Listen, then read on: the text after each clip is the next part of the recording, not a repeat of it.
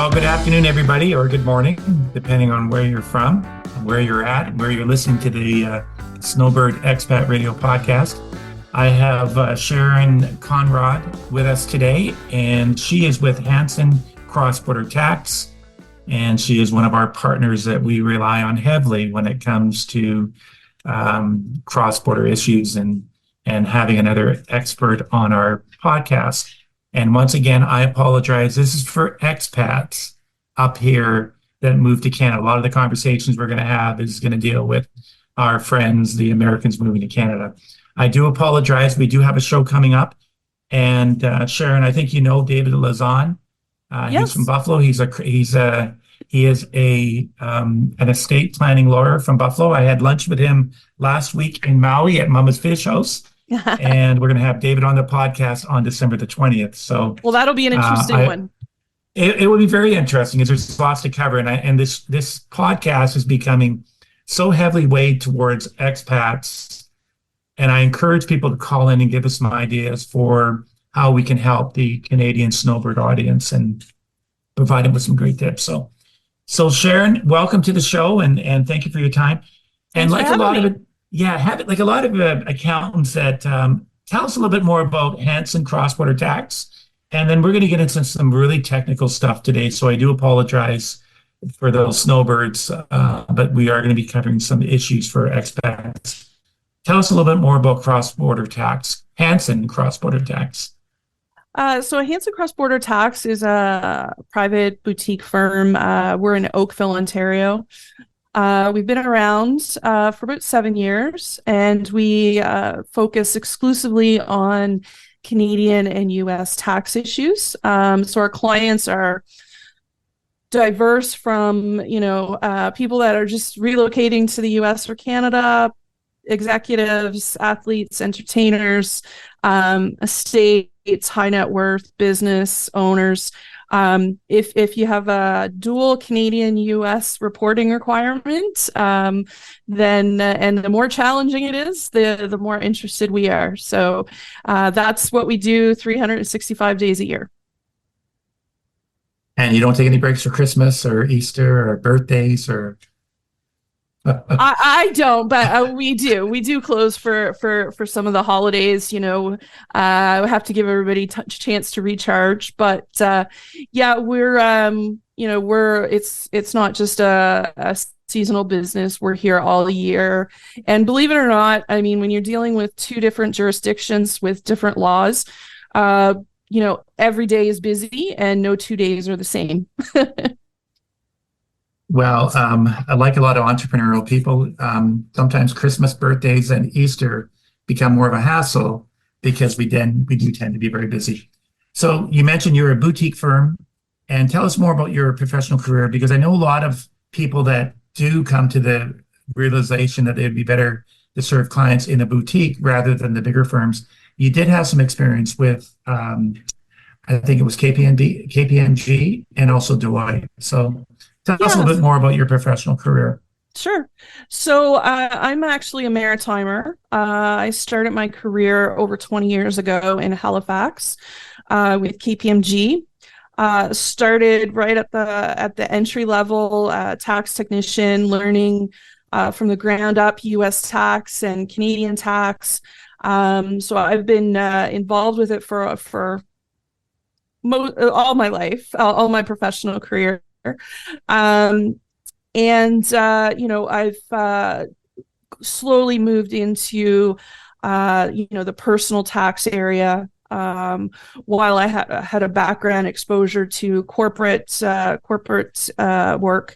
I tend to like working with individuals more, so I do a lot of mobility work, retirement planning, estate planning, and also dealing with executives and equity compensation. When I made the move to Deloitte, I then transferred to to southwestern Ontario and worked there for several years before making the move to sort of private or the boutique firm where I could focus on tax and I didn't have to be worried about all those auditors and all that accounting, all those accounting rules. So it was a nice change to kind of break free from that big corporate structure and really get in touch and deal with clients on a daily basis. It's great when I can put their mind at ease and let them sleep easy at night.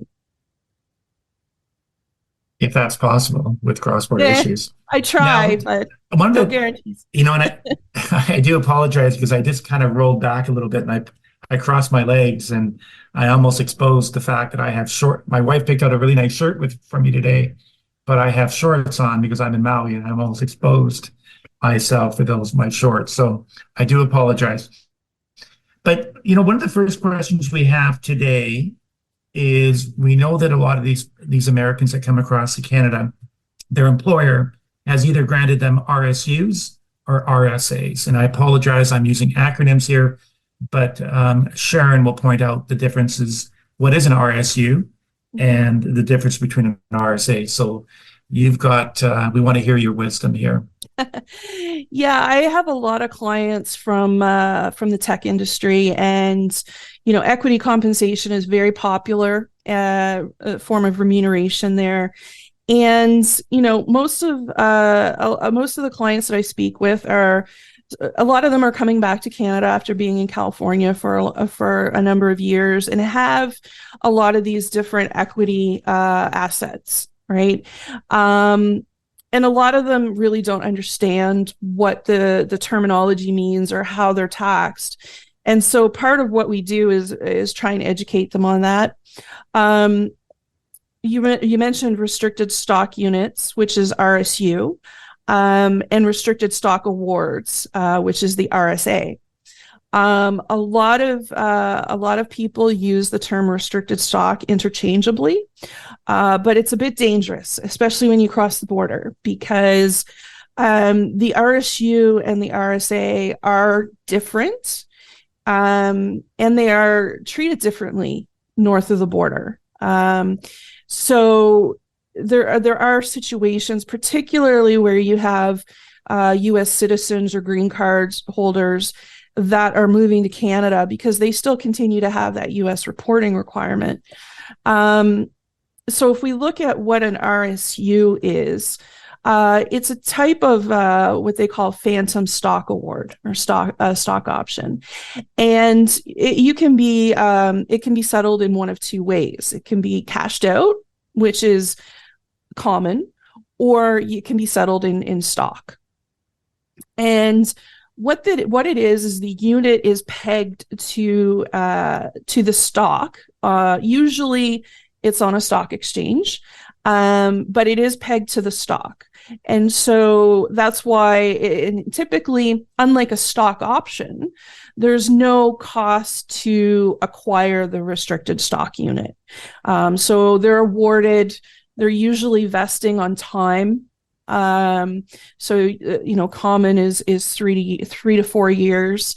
And then, once they meet that time requirement with the company, they either get paid out in cash or in stock. And it's considered what we call a full value award, meaning that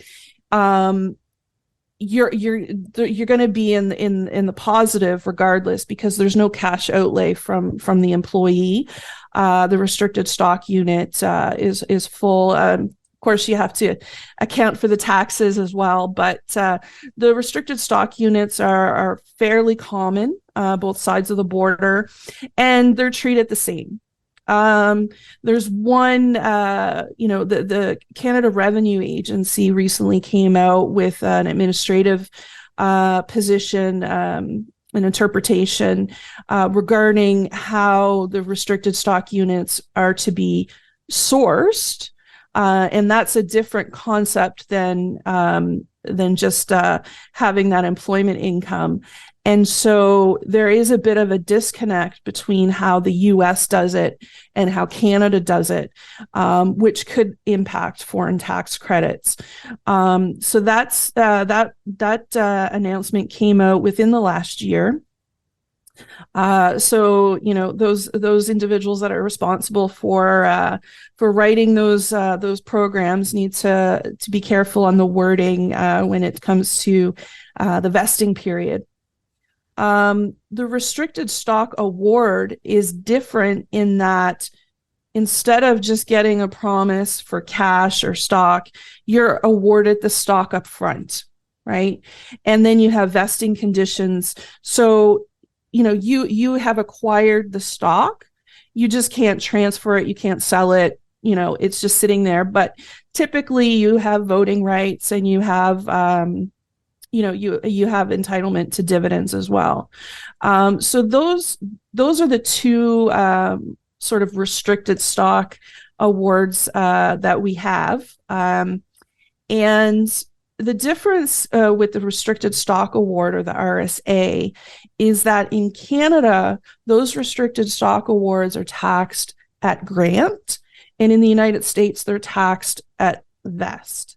So there is a timing mismatch. And if any of the expats out there have received a restricted stock award, the term 83B election has probably been thrown at you.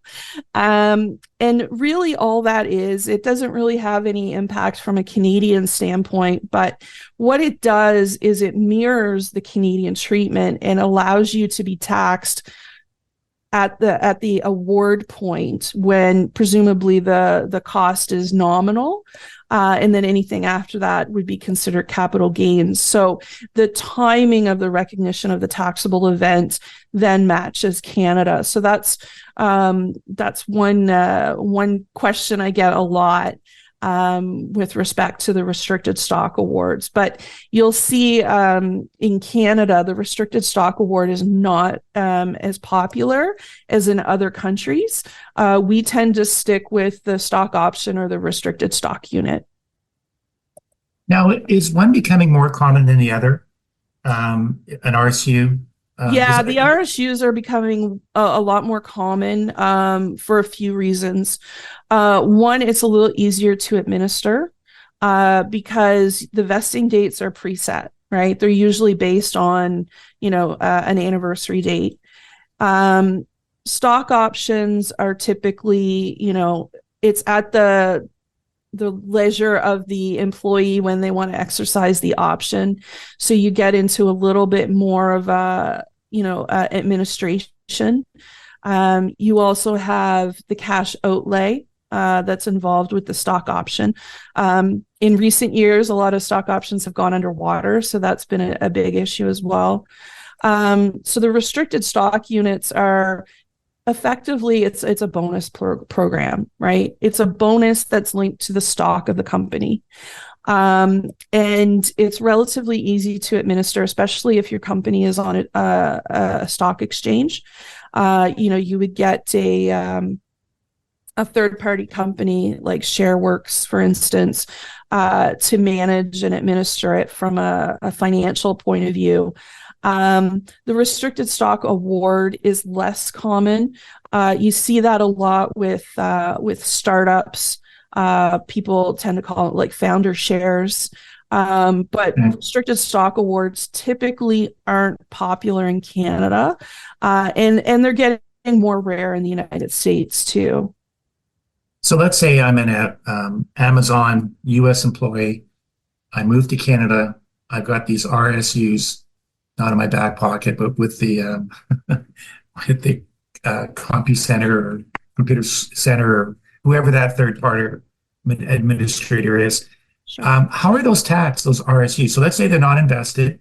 All of a sudden now I'm in Canada, they're invested, and that's the time that it's rewarded and it's taxed.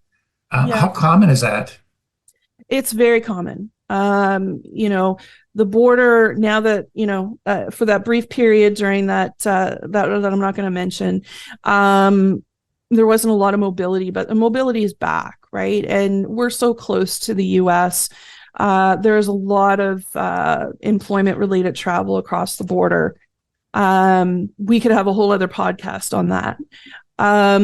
But when you're looking at something like an RSU and its employment income, we have to look at where you're physically delivering the service, right? So it's not, oh, my payroll is in the United States, or, it's a US company. It's basically where you, the employee, are physically rendering your services as an employee. And so you're going to become, if you're mobile across international borders and you have equity, you're going to become very close friends with your payroll and human resource team. You want to be very nice to them, and because they are going to be a big part of your tax filing. The reason why is because you have to track your work days. And from a sourcing perspective, the country where you are physically working gets to tax you first. So they're the country of source. And then, for, let's say, an American in Canada, if that income is Canadian source, then in the US, you would get the foreign tax credit.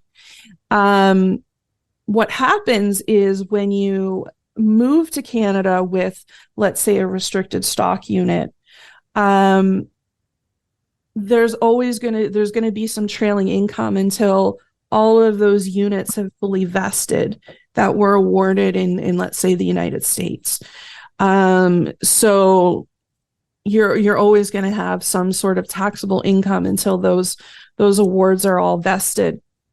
When it comes to the restricted stock award, unless you've made the 83B election, you're going to have an employment income in the United States that's taxable, but you're not going to have that reciprocal income reported in Canada because for Canadian purposes, it was already taxed, right? The taxing event happened at the grant.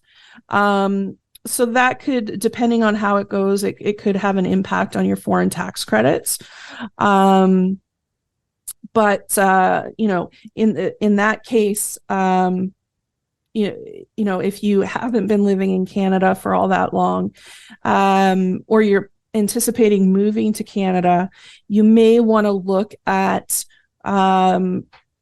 what sort of awards you have when they're coming up for vesting and how best to deal with them. So it's always a great idea to communicate with a cross-border accountant a year in advance, if not sooner. Now, the other thing that really comes up a lot, and I know there's more restrictions around the employee stock purchase plan. So that's just an employee's opportunity to buy stock at a discount with maybe it be an Amazon, a Google, Meta, or Facebook. How common are these? And I see that there is a restriction up to $25,000 a year that these, or 15%. Up to 15% of, it would be a discount on the stock price, or there can be. How common are the ESPPs? They're fairly common. For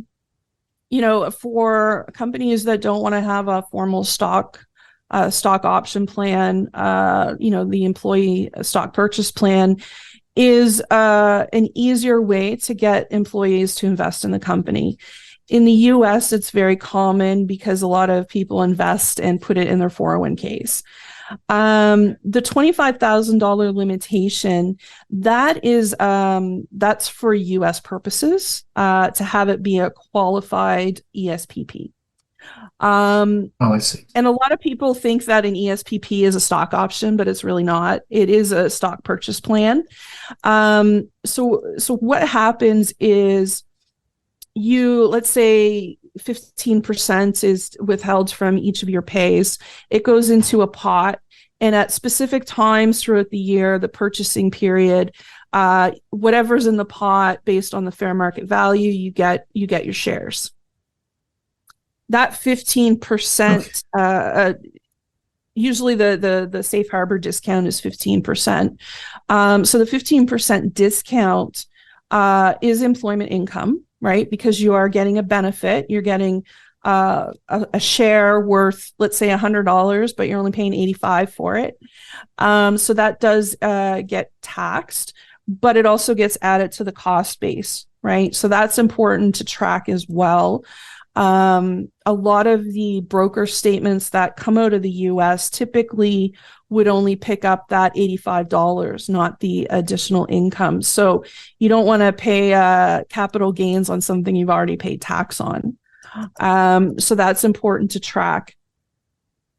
But the ESPP basically, we have them in Canada as well. In the United States, they can either be qualified or non-qualified. Typically, if they're non-qualified, they're taxed basically at purchase. Qualified, again, they fall under that $25,000 annual threshold. And there's a few other requirements that have to be met. There's a holding period as well for that. And typically, if it's reported out of the US, there is separate reporting that you would get, similar to a 1099 div. You would get reporting on the basis. So those forms, when you get those in January or February, make sure you keep them because they will come into play later on. This is probably the most complex we ever get into when it comes to these expats living in Canada. And of course, the other one that we have, which is the double taxation of incentive stock options and the fears of being double taxed. So how do you address ISOs? Yeah, so incentive stock options, that's a US tax concept. In Canada, it doesn't really mean a whole lot. A stock option is a stock option. But from the US perspective, if we look back and just kind of look at what an incentive stock option is, it's a stock option that's issued. And when you exercise it, it has certain conditions that have to be met. But if it's a qualifying exercise, it means that you're basically holding that stock after the exercise for a period of more than 1 year, right? And if you do that, basically what happens is instead of you being taxed on that spread as employment income, it gets taxed at the long-term capital gains rate in the United States. So that could be a difference between 37% federally and 20%, right? So, and you can delay it, right? The incentive stock option does come with a risk of alternative minimum tax, which is a separate issue. But the issue when it comes to moving across the border with the incentive stock options is this. When you move to Canada, they don't care about the holding period, right? They're gonna tax you when you exercise the option. And if you are in Canada when you exercise that incentive stock option, you may not be taxed on that in the United States, but you're going to be taxed on it in Canada. And so there's a mismatch of when you have the foreign tax credits apply. You may be able to claim a foreign tax credit for the alternative minimum tax, but again, that's not going to be based on the regular tax rate. So you may have some leakage there. One way to avoid that mismatch is to do to disqualify it, and basically doing that, you're selling it within the year, so it does hit your W-2. But one thing that does come up, especially when you're in Canada, is if you have that qualified incentive stock option, be aware that there's zero withholding on that, right? So if you're in Canada, you're going to have your taxes withheld in Canada. But you may have a big chunk that you're going to have to pay to either the IRS or the state, because there would be no withholding on that incentive stock option. So that's, there's always the cash flow issues when you're dealing with equity income, especially in a context of working in more than one jurisdiction. The other thing that we, on one of my notes here is, I'm assuming with the RSUs and the RSAs, are you seeing people transfer them to trying to offset some of the tax, transfer them to RRSPs? And does that line up? It's not as popular to transfer them to the RSPs as it is in the US to put them in your 401k. As long as the stock's eligible to go into the RSP, that's fine. But usually you have to do the exercise and have that taxation happen outside of the RSP before it goes in, right? So you can't really defer the tax on an employment benefit by putting it into an RSP, but you can certainly offset that by the contribution. Now, what are some of the common mistakes that you're seeing with these Americans becoming PRs up here in Canada, permanent residents? What are the common mistakes that you're seeing? Because I'm sure we all have stories that can go on for hours. But go ahead. What are you seeing on your side? The most common is poor record keeping, right? There's an assumption that the employer is just going to take care of it. It's all going to be reported correctly. But don't make that assumption, particularly when you move payroll from the US to Canada. You really have to look at, your pay statements, all of the transactions, the vesting documents, the confirmation transaction statements, to make sure, one, that you're capturing all your income, and two, it's not double counted. So one of the issues that I see a lot is income is reported, it's inflated. One reason is that some people just try and do the tax return themselves and don't realize that there's the cash outlay that you have plus the benefit that's been previously taxed in your income. And that piece is usually what's missing, and it creates more tax than you need to pay. So we get a lot of clients coming to us after the fact to amend returns to kind of true that up a bit. The other thing I could see, as complicated as this is that when these Americans do come to Canada, they don't properly exit. You say record keeping is very important, but the fact that they're not exiting the country properly, believing that they can use an existing financial advisor, they can have all their non-registered assets. What does that, how much does that create a problem when they start leaving all their accounts in the States?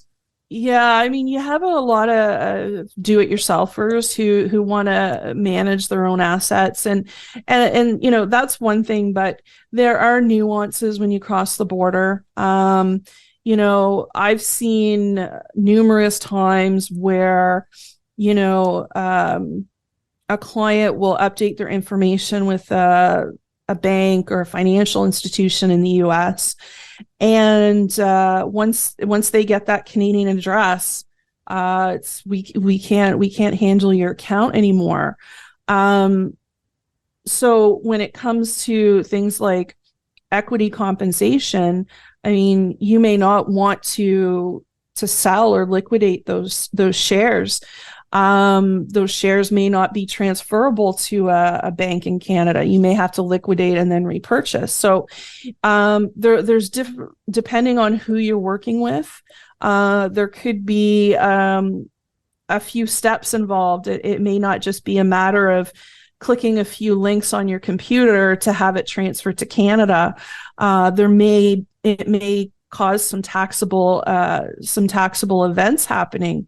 We see it all the time with the retirement accounts, but typically, the thing is too, when you have these global mobility plans and these equity plans, a lot of times the reporting is geared towards the US, but when you get to Canada, we have different reporting structures, right?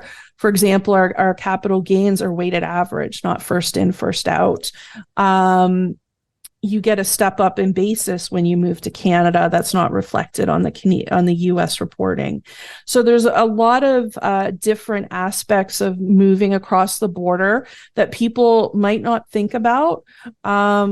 It could save them tax dollars, or it could cost them if they're not aware of these issues. Well, I know on our end, what we're saying is that, for a person who spent all their working days in the United States on a green card, they surrender the green card or renounce the green card, and then they move back to Canada.